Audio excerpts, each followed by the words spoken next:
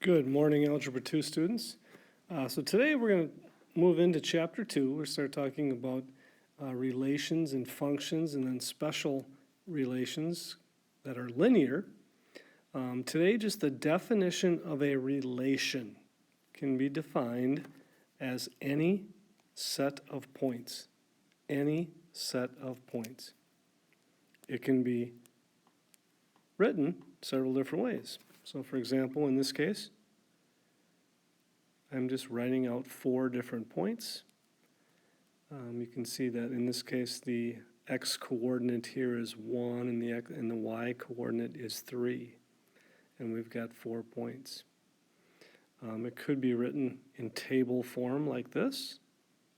They're showing you 5 different points there. It could be written in a mapping diagram like this. And they're showing 3 points there.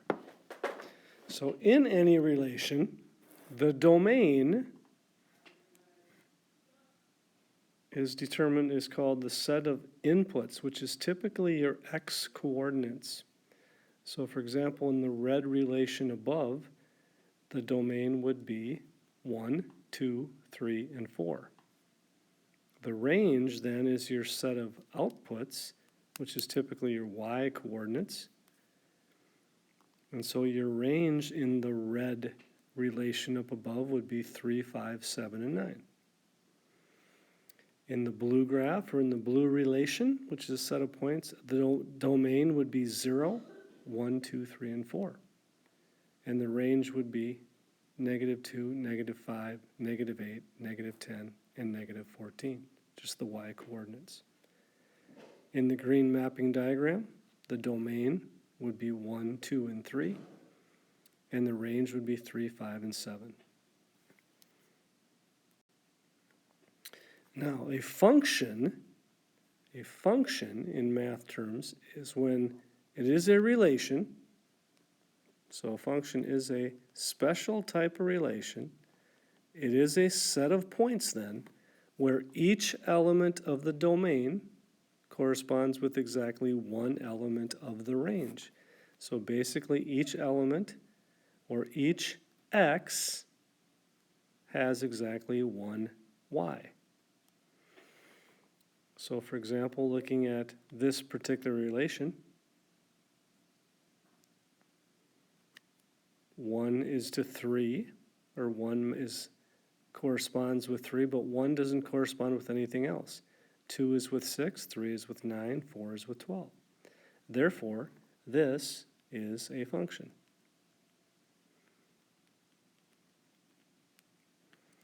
In this next example, I've got 4 points.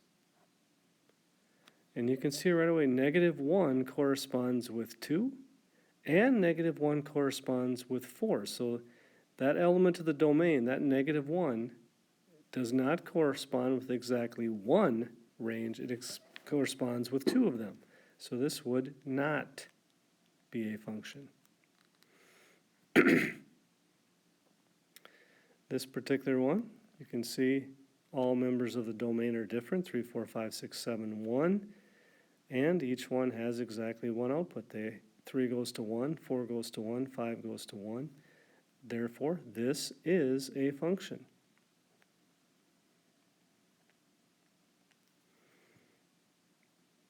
And then in this last one, because of these 2 points right here, the element of 3 in the domain has 2 different outputs. This would not be a function.